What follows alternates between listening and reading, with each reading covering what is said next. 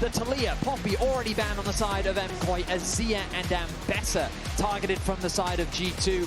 We've seen these junglers be super high priority with the Pantheon, the Wukong, the Xin Zhao, all being super valuable in these drafts, and the Pantheon will be targeted by KOI. The Yunara is still left open available, so we'll have to see if that is going to be the final ban here. And then my eyes drift towards that Orianna. I think she's been incredibly strong priority across the patch, as we saw a lot of those other top tier mid laners getting hit. But it is going to be the Orianna ban from G2, so Yunara left for Supa if he wants it. G2, what are they cooking in response? A lot of the semi-global champions that people found success with in previous series and playoffs gone. The Taliyah, the Pantheon, you highlighted it, but the Premier, hyper-scaling, probably strongest AD on the patch, hands down. This is normally perma in game one. But now we'll see what G2 have cooked. They anticipate this. You have to be certain that they've got something cooked to respond to this Yunara pick. Looks like it will just be the Xayah. Imagine potential here for the Rakan to come alongside her. Labrov has looked fantastic on that pick. I also think even just taking the Wukong here could be a very strong rotation if they want to try and go for it. Seems that they just want to secure that bot lane, get the Xayah Rakan early on in this best of 5. A very reliable duo, a lot of flexibility. It also pushes Elyoya away from some of these hard diving champions. Things like Divide loses a lot of value. Wukong, as you mentioned, Dagda, naturally rises up in priority due to how strong it can be in the team fights. Especially if you want to try and pair it alongside something like the Rumble here. So this was something that I thought would be banned out early in the draft. It's something that G2 consistently went towards as a ban in their earlier matches against MKOI and some of the other matches in the playoffs, but just going to be the Nautilus instead. We've seen mid lane be a priority throughout the weekend, but here, for these two teams, bot lane has very much been the focus. I wonder if that's going to shift. Will jungle or mid lane be secured for KOI here? We know that there's a number of junglers available. We've already talked extensively about the possibility of the Wukong and the Xin, but it feels like the Jojo's hovering through a lot of mid lane options that he could go for.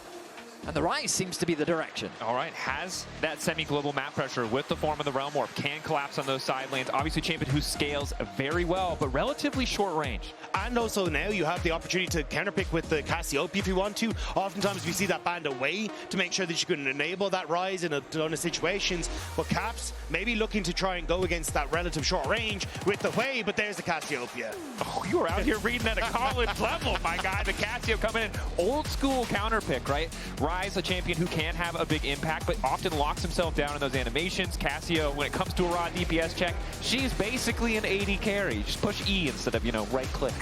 The reason why I'm very excited to see Caps pilot this champion is I think that Cassio is just a high APN champ. Huge amount of room for outplay and just a lot of skill expression, and it's in the hands of the EU GOAT, a man that we've been keeping our eyes on all year. I mean, he's had a fantastic performance regardless of the fact that he hasn't been able to lift the title, and going up against what feels like peak Jojo right now. Yesterday we saw him dominating on the Ryze, and I'm super excited to see these two main laners clash in what will be, it feels like, a Cassio favored matchup. And we could have ended up in utility versus utility. We could have ended up in the worlds of Galio or whatever, but both of these champions can be game-changing, game-defining. The potential to carry is real. Have to see who can come out on top if Caps can leverage this counterpick to good effect as we enter the second ban phase. More proactive options in the jungle taken out. The Xin gone, the Jarvan gone, Rumble now coming in to take away that top lane AP option. And that's where my focus was going to be, especially for Cassiopeia. She tends to want something that can provide a little bit of that CC. She gets the miasma down, and you can follow through with that high DPS that we were discussing, but we'll have to see what SkewMond wants to try and bring towards the table here. Whereas you've already on the MKOI side got that decent engage with the Nautilus, you've got decent setup for your team fights. Now it's just about rounding out that composition. Not going to overcomplicate it. The Wukong will finally come through with Xin and Jarvan taken off the board, and Pantheon as well. Wukong just feels like the premier jungler that's left open. The question is, what will Elyoya have in response? We've been seeing a variety of different champions from the captain of this team. Of course, given that they are on the blue side, they're going to have to pick something relatively safe on the top side of the map. We know that if a Sion does get locked in, very likely a Kled response has been what we've been seeing a lot from Broken Blade. and we know that Myrwn had a solid game on it yesterday. I wonder if Broken Blade will bring out the Trundle himself, similar to what we saw yesterday. Based on what we saw yesterday, I think I'm going to need a little bit more data before I have any definitive opinions on that particular option. However, Sion, we talked about it, rock solid, right? Universally a pretty comfortable champion. And outside of the Sion, really good setup in both bot lane and mid lane if Elyoya wants to play something that is more proactive in the earlier stages of the game. Maokai is going to be the pick here, so losing out on some of that damage, no access to Sundered Sky, but a champion that makes team fighting and gank setup so easy. Especially as a counterpunch to the Wukong. When he goes in, throw down that Maokai ultimate, then make it a little bit more difficult for things like the Cassiopeia to try and follow through. So I like what MKOI are kind of counteracting G2's equation here, but there you are, Vedi, the Kled coming through. I feel like initial glances, I prefer G2's comp just a little bit more. The main reason being, a lot of KOI's damage portfolio is in their mid and AD carry. Whereas if you contrast that to G2, it feels like that everyone can be a damage threat, which makes KOI's approach to the team fight that much more limited. You're going to have Wukong and Kled threatening the backline. You're going to have Cassio threatening the front line. There's going to be a lot of damage options and ways for G2 to approach these fights, and that's not even factoring in Labrov and his ability to find those flanks on the Rakan. Whereas for KOI, I feel like a very strict front to back. I feel like Jojo's going to have to apply pressure on the side lane, and they're going to try and use that Ryze ultimate to create numbers advantage or find picks on the G2. I do think, though, if MKOI can get off to an early lead, they are in a fantastic spot. This is a composition that can control objective space very, very well and make it difficult for things like the Rakan and the Wukong to have multiple angles of attack. And with the way Elyoya was playing yesterday, that's where G2 have to be scared. This man was on a mission to dictate the pace of the early game, and now on this Maokai, he can set up for some dives, he can try and play around Alvaro, and that has been the key to MKOI's success. And here we are getting ready for game one. A brief moment of tension, claps, cheers, thundersticks, but to a much lesser degree, teams know what's at stake here in this first match. All the momentum MKOI had built up, taking down Fnatic yesterday, absolutely smashing them. Could fizzle if things falter, if they fall apart in this game, and the same is true for G2. They have fallen short in the finals 2 times already. It's weighing on the player's mind, even if they try to toss it aside. So all eyes on these lineups and what they can show us in this game one. It's an exciting one. It is, of course, a rematch of the spring finals. MKOI got the better of G2 to the surprise of many, I would say. Especially when we think back and going into that series, G2, they had done exactly what they've done in this playoffs. They already beat KOI, knocked them down into the losers bracket. KOI then had a 5-game series against KC, and everyone's thinking, well, the fact that they're being pushed this much by KC, they've already lost to G2, surely KOI can't bounce back, but they were credited for their preparation. They came in with a clear game plan of how to shut G2 down.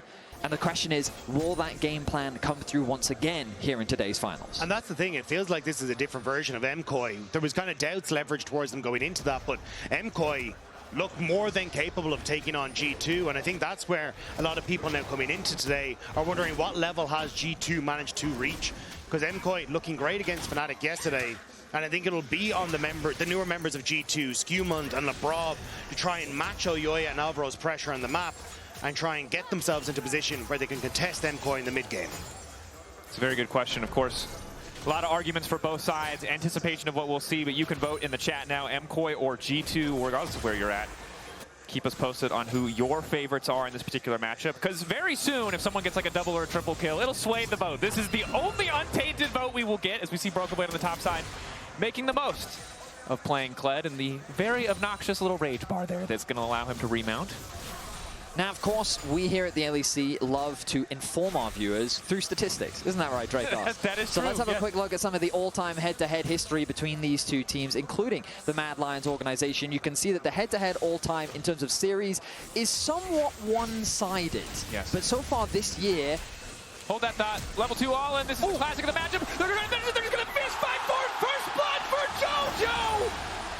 Jojo flashing over the Q damage and sets up to draw first blood in this series. I was not expecting them to fist fight at level 3.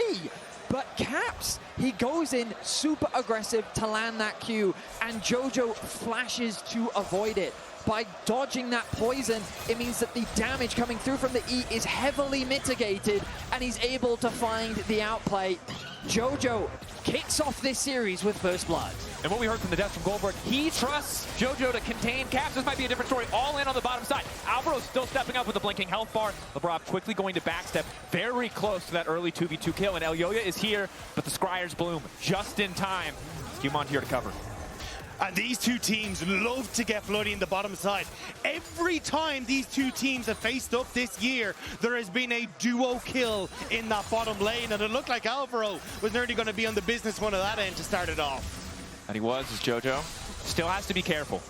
Baseline kit power. If Caps is hitting, the Noxious Blast, the instant Twin Fang follow, it's still a massive amount of damage. And while mana is good for Ryze, Jojo, you know, the first base doesn't feel great for Ryze. I really do hope we can get a replay of what happened, because Jojo, like, he did such a smart thing. Cassio's early levels are so scary just because of how quickly she can chunk you down, even at level 2. But once if you can dodge the poison, her damage just disappears. 50%. It's just 50% damage. And this is the thing that we saw from Jojo yesterday when Poby was trying to trade onto Jojo's Yone. He wasn't going backwards, he was going forwards. That's how he responds to aggression, by meeting you head first. And the fact that he just comes into today, game 1, feeling comfortable on the stage, as we expected him to be, finding that first blood, super impressive stuff. I think it's also traditionally when you see a mid laner flash like that, you're like, okay, now you've got a target on your back, especially with Miasma on the opposite side. You can set up for that jungle pressure, but by not having something like the Vi and going with the Wukong, there is way less pressure on towards this mid lane. So I don't think Jojo is really going to be punished for his flash being down, and he'll just manage to get this early lead, hit that level 6 quicker, and have that opportunity to influence the map because of it. All right, well, I don't quite know when the votes were cashed in. You can see in the bottom left-hand corner right above the lovely Mary Bomboy logo, but there seems to be some G2 fans in the chat. Obviously, we've lost a lot of MKOI fans from the chat as they're here in person, probably not voting. Jojo will survive. Nice support coming in from Alvaro. A lot of mid lane attention already in the context of this first game. Ooh, okay, so we are going to get a look back. So there, the Noxious Blast does land. You can see the damage that's coming through from Caps, but he flashes to avoid that second Q. And then he gets the level up in the middle of the fight as well. Cool, calm, collected. I mean, credit to Jojopyun, right? That is a heads-up play. That kind of flash is the make or break in a 1v1. Level 3 also saving the day a little bit as MKOI have repositioned Supa up to the top side of the map. Bot lane matched, of course, by the side of G2. Neither side has taken a major objective quite yet. Elyoya seeing maybe if he needs to support mid lane once again, but Labrov and Alvaro matching each other in just about every single play in this early game. Yeah, they have spent a lot of time hovering around mids. I think it's really important for Jojo specifically, and I was going to say because this is traditionally a bad matchup, but after getting that first blood, of course, feeling a lot more comfortable, but I still think it's wise for Alvaro to just offer that protection, make it harder, as you were saying earlier, to punish the flashless Ryze in mid lane. I'm also just going to see the polar lanes as well with the swap, as I think Hansama has kind of created this slow push in the top side, which I imagine is to try and set up for these Void Grubs in a little bit of time, as now you're going to have both supports joining the top side. Just trading blows. Alvaro trying to make the most of the Titan's Wrath, although knock up there. Hansama not in a great position to continue autoing. Still trading blows a little bit. Supa only level 5, so does need to be a little bit safe. Hansama not getting too much done there. This is what I was talking about with the early level 6. You got that roam towards the top side as Broken Blade. Don't think he'd be able to get the kill, but look how much pressure from MKOI is being shifted towards that top half of the map. They really want to make sure they can keep Hansama and Labrov in check, especially as this wave starts to push out. Does make a lot of sense. Of course, on the bottom side of the map, it does leave Broken Blade in this isolated counter pick 1v1, so he is steadily accruing that gold advantage. But neither side feels like they have a big enough pressure advantage, big enough map state advantage to go for one of those objectives quite yet. One of the closest early games I think we've seen this playoffs. Miles on the junglers as well. SkewMond yet to tick over to level 6. He will just now do it. Elyoya getting that slight advantage, but now both junglers have reached those ultimate breakpoints. It means that their presence on the map should be that much greater. Dagda was talking about it earlier. The amount of control that MKOI's composition has around these neutral objectives is largely driven by the Maokai. The saplings, the ultimate, the amount of space that you can just acquire due to his presence will force G2 to have to play very respectfully when looking to contest these neutral objectives. But now that they've got the push on the top side, these grubs should be an easy contest. But look in mid lane, Elyoya threatening a play onto Caps. Keep in mind, G2 don't have any vision in that brush. You saw missing pings when Jojopyun stepped up. They weren't quite sure where he had went. They don't have information on Elyoya. Caps has to be careful, but there's Elyoya immediately flashing out. Stun is not going to connect. Nice backstep by Jojo. Caps now running him down. Ulti from Elyoya is a bit of a root, but they don't really have the damage to finish. Caps playing with confidence. MKOI can't punish. Caps pushes them both back. Jojo, again, with fantastic mechanics, steps away from the ultimate of Caps to avoid getting rooted up. Caps thinks that he actually has kill threat onto Jojo, so he's forced to retreat, and Elyoya flashing with the initial engage means that he's forced out of the fight as well. The bot lane of KOI, though, don't want to give this up completely uncontested. They know that TP from Ryze is back in the action, and Elyoya will arrive to mean that it'll be 2 Crubs to 1 in favor of G2. I think G2 will just be happy with the fact that they're starting to push back MKOI, right? Flash on Elyoya down and his ultimate down makes him significantly less threatening on the map states. And if you can try and keep yourself safe, let Caps have that opportunity to scale into the later portion of the game, you're already seeing how much damage this Cassiopeia does, and it's not exactly like it falls off the later the game goes. And he kept Flash. Yeah. If you just start raid bossing enemy mid-jungle even after dying in the first few levels, that is a fantastic position to be in, and that is the raw damage output. The sustain as well from the healing on this point bank. It makes Cassio so frustrating to play against. The later we go, of course, can be a vulnerable champion. Very difficult to execute. But for now in the lane phase, Caps making good on the counter pick despite the initial fumble. That was a huge sapling that was unintentional, I think, from Elyoya. Managed to catch SkewMond as Caps had got the miasma down. I think they were looking for that combo in the mid lane to finish off Jojo, but not able to get it thanks to the slow. 2. Root is solid. Alvaro not wasting any subs yet. Level 6 for Labrov. Full committal here. Ulti comes out from Supa. Barrier already down, but both sides continuing to poke and prod. It really does look like they're just going to fist fight, but instead just trading cooldowns. I really think that was just great pressure from Labrov, because the moment he ticked over to level 6, I thought the same thing that Supa did, which is they're about to all in us. Labrov is going to ulti, he's going to threaten me, I'm going to barrier early in anticipation of this, but he holds it. He holds the ultimate, Hans holds the ultimate, instead they choose to back off and they'll just take off with the superior trade. And in these small little interactions, we're seeing that it's G2 are coming out in favor of the summoner spells. You say the barrier was burnt there in that exchange. Elyoya on that last one after burn his flash. Still no dragons taken, which I assumed was going to be kind of the next attempt at an engagement. And it looks like G2, at least with the resets coming through now, are going to send their bot laners down here to try and set that up. Very much agree. I think that looks to be the next game plan. Neither top laner has TP, and they're both relatively low. Quick back from Broken Blade is going to come through as he wants to leave the wave state. Myrwn going to respond in kind. So both teams on the same page as Alvaro pops that ghost to threaten a play onto Caps. But again, supports find themselves in mid lane, right place, right time. Both Alvaro and Labrov really locked in. And I think this is one of the biggest developments we've seen from Labrov throughout the year.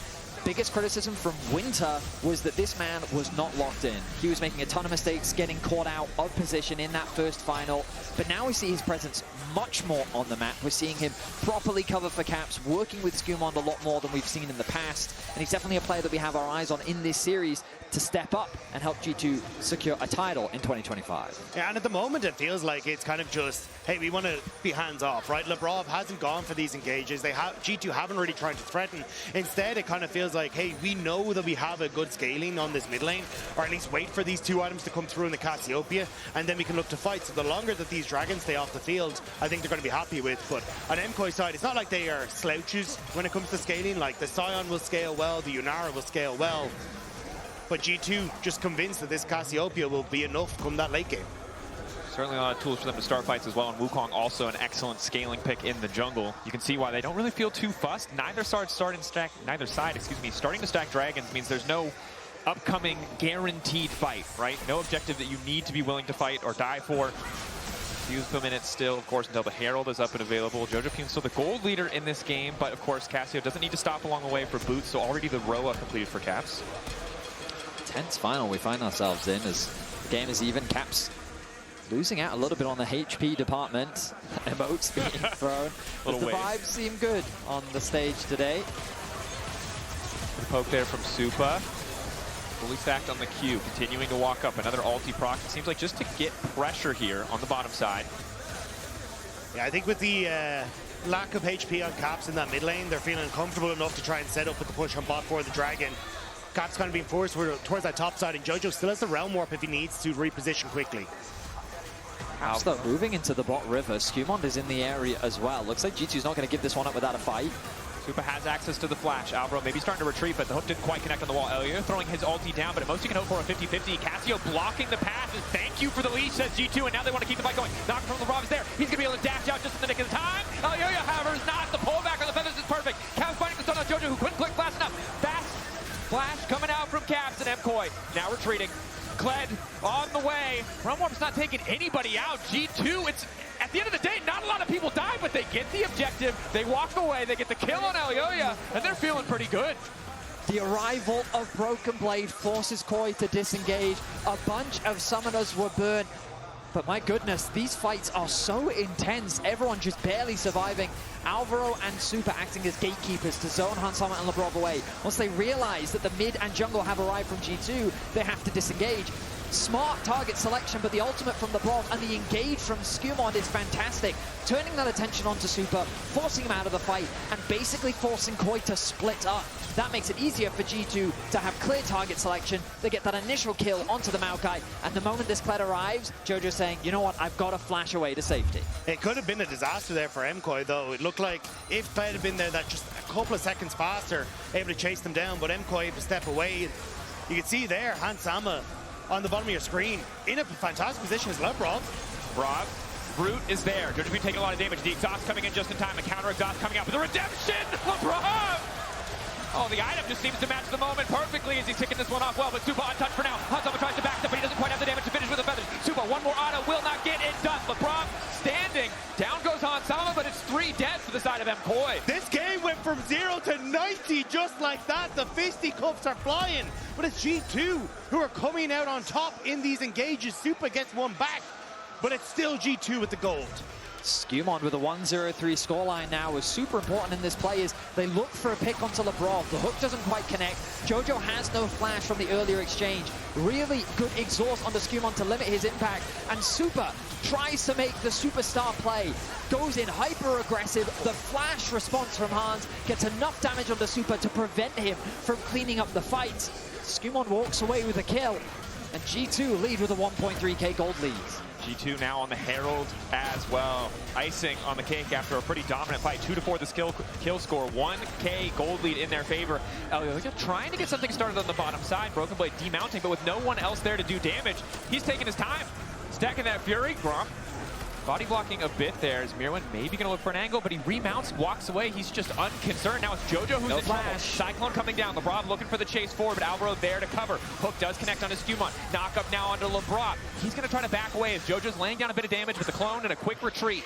But the Caps has already got that turret in the top side thanks to the Rift Herald, so they're just going to try for a little bit more. Jojo needs to be careful. Knocked up, but I don't think G2 want to follow. No, they don't.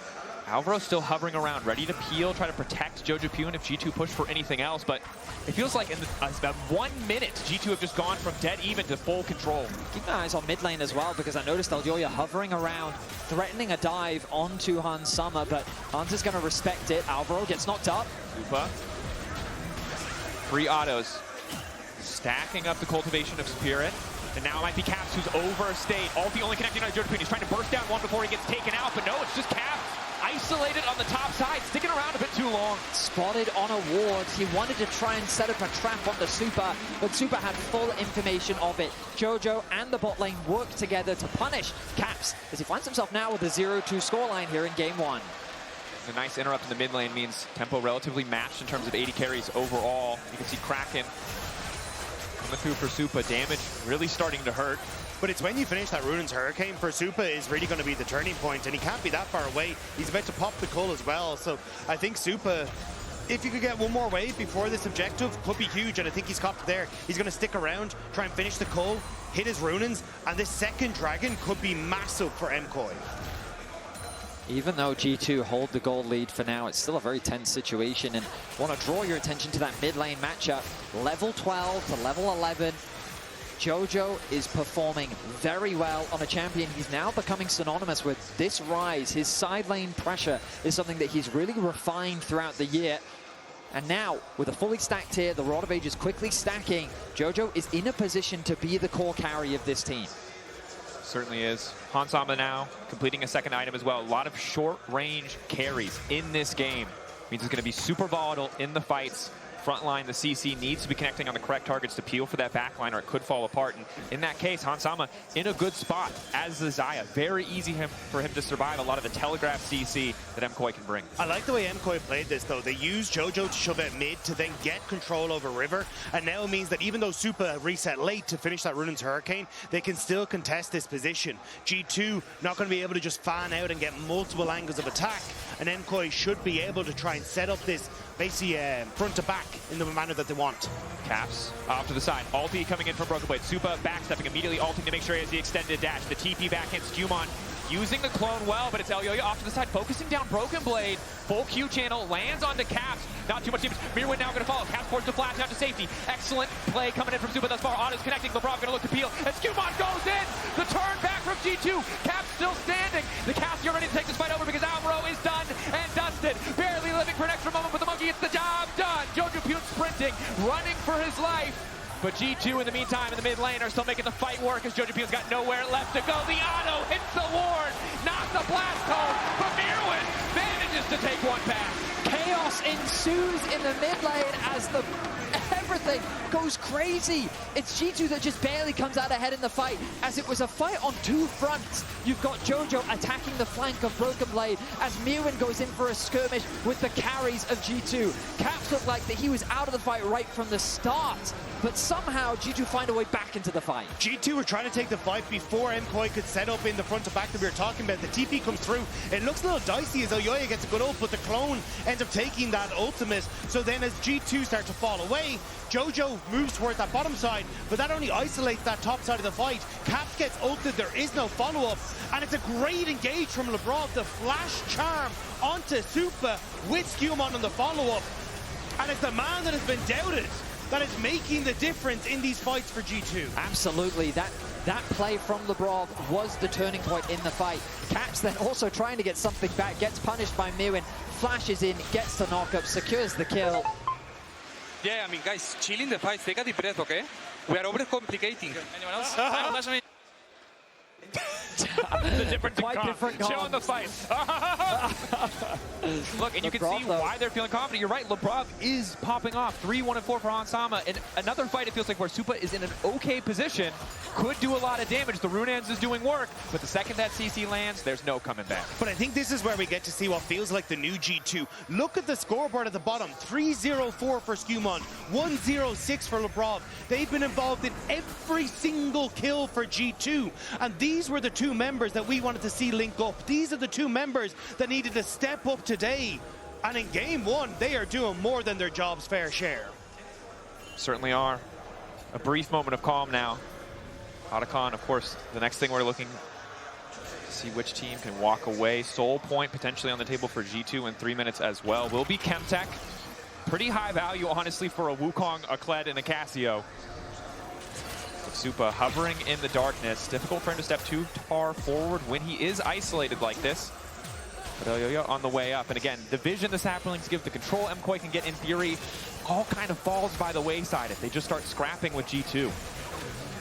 MKOI are struggling a little on the side lanes, though. You can see they already moved both Alvaro and Elyoya down to match Caps with Myrwn. So it means that then Broken Blade gets that push in top. Supa is kind of just fake pressuring in the mid to make sure he can contest the wave. But it is opening up these little moments for G2 where they can get control on the sides. And as we start to move towards those next objectives that you're talking about, Drakos, I think that's going to be key to keeping that control for them. Fight over that control ward. The importance of vision well understood by both teams.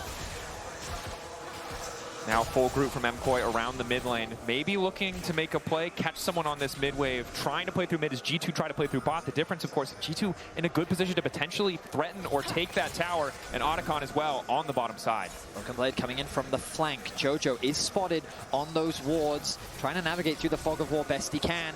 This Rakan is melting though, and KOI, the ulti from Elyoya comes out. From Elyoya. Labrov isolated off to the side, but the Rakan is already gone. MKOI feel like they have to push for more. Supa already using the Transcend. But they don't get much. The ulti doesn't push them away. They're a bit too late to the play. Now they're trying to make something happen around Broken Blade, but the Rakan's already gone. G2 happy with this. G2 played the map perfectly there. They set up BB in the mid lane, so then they can actually make a pressure point there that Myrwn has to contest. Otherwise, he leaves BB on that flank for the likes of his carries. So G2 Jojopyun end up spotted. in a position. Phase Rush going to keep him standing, a risky proposition, that bit of vision. G2 continuing the pressure, pushing onto this tier 2. Myrwn waiting off to the side, but Elyoya with no ulti means that G2 just aren't that concerned.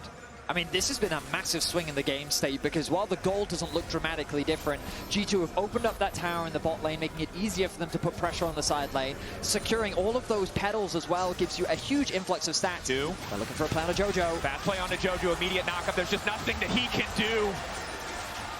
SkewMond and Labrov, once again, the team up that G2 fans have been looking for all year is coming into full effect here in the finals. And I mean, beautiful execution from the jungle support duo. And we saw this in the upper bracket. This was part of the reason that G2 were able to win that first game, as now they try to retreat, is those fast plays, catching KOI when they think they have a turn to push out their own waves. But was it too quick is now the question. Jojo's up in 17 seconds with TP, Dragon in 35, SkewMond no flash, no ultimate, no flash on Labrov.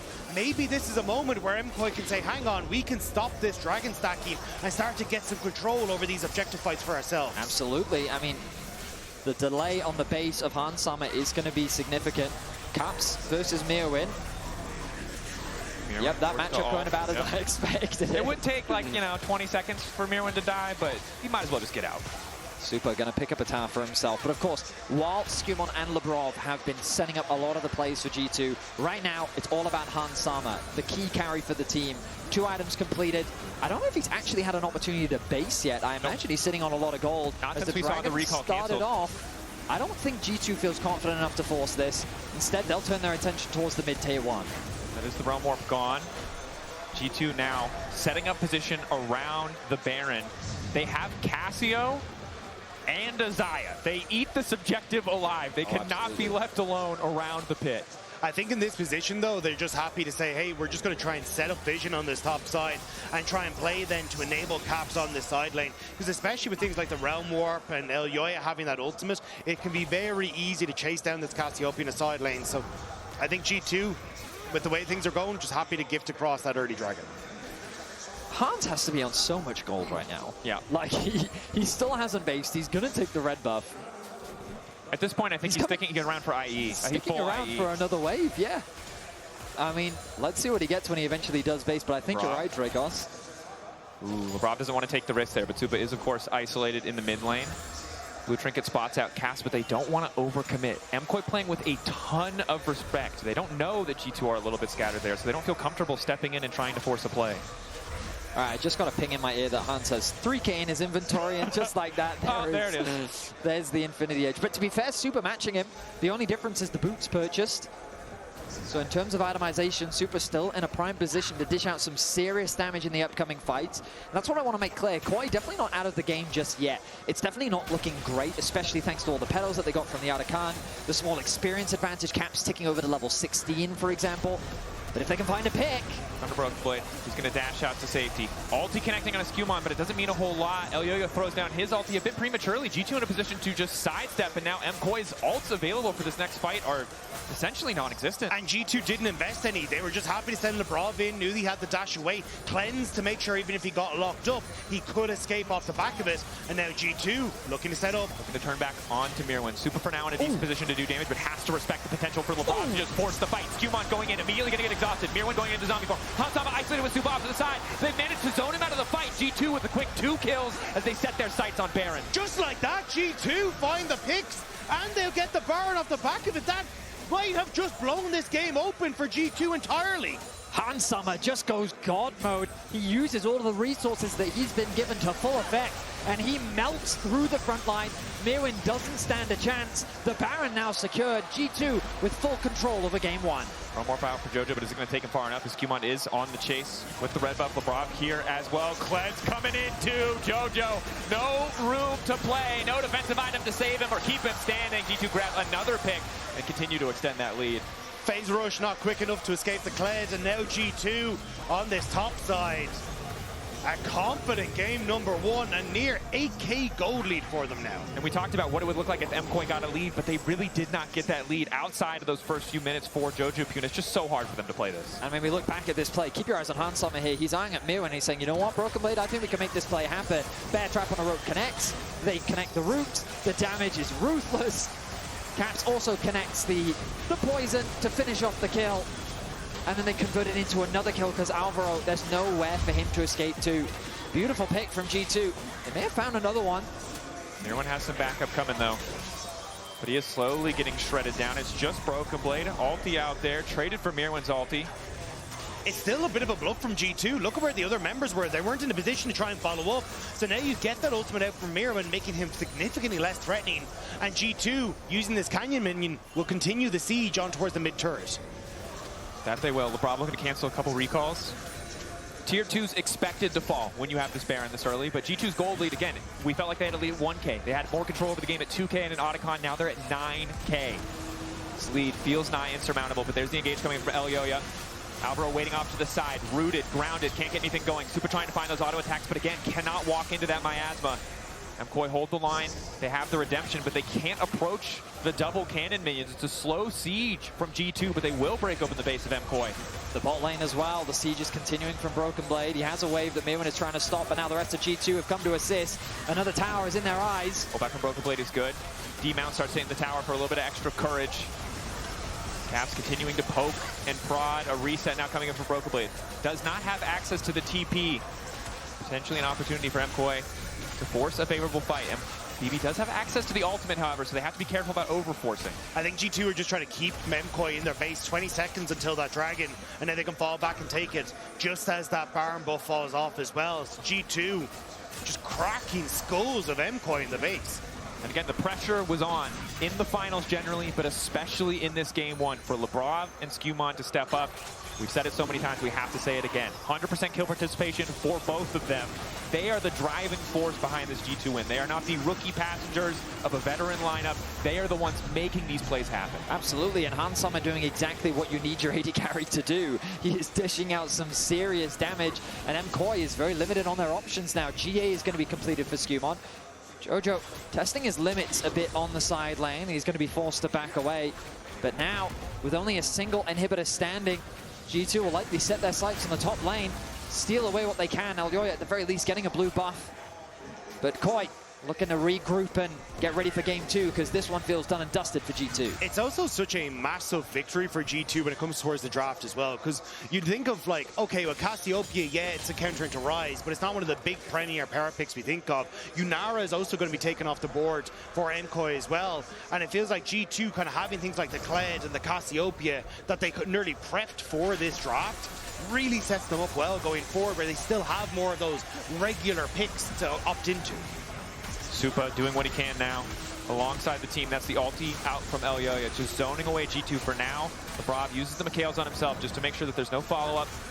G2 playing on 2 lanes. Broken Blade, a constant nuisance in this game. He hasn't been the star of the show most certainly, but a pressure point in the favor of G2 for the vast majority of that 1v1. Now threatening through bottom lane as well. KOI being pushed from all sides. KOI fortunately have a lot of wave clear to hold the line for now. Broken Blade going to catch that wave so it doesn't even connect to the bottom super minions that are making their way down. MKOI have alleviated some of the pressure mid, but that top tower is secured by G2. That it is. Flashes, ultis up on the side of G2. They really haven't had to burn anything. Just taking their time walking into the base, keeping the pressure up. They want to play it tutorial style. Hook from Alvaro, not going to connect. Immediate flash out. Means he will stay standing, but there's redemption used by both sides. G2 still know that Supa, if left uncontested, can take over a fight, so they're giving MKOI that respect. The early cleanse from Alvaro. Oh, hang on. Ulti going to be forced out from Myrwn. He's forced back. I mean, it feels like that MKOI have little that they can do. They're going to have to go for a Hail Mary play soon. The Maokai ultimate is up in a few seconds. Herded back into the base. Platform from Jojopyun wants to get a bit more damage down, but Hansama is the one they need to worry about. Goes right back up into the sky. Will feel fine about that as they wrap around the Nexus to find the kills onto MKOI. Supa, though, the exhaust starting to fade away and still in a good position with the ulti, but his Cap's the other carry that he has to keep his eye on. It feels impossible for them to play this. They can't retreat to their base because Hansama is the bouncer to their own damn fountain in game 1. G2 took advantage, kept on pushing, and found first blood in the LEC Summer Finals. It was slow until it really wasn't. G2 flick a switch and blow up MKOI in game number 1. And But all the way to the end, that jungle support held on to a perfect kill participation. SkewMond and Labrov, they've showed up today. Certainly have. What a way to start the series. Let's send it back over to the analyst desk.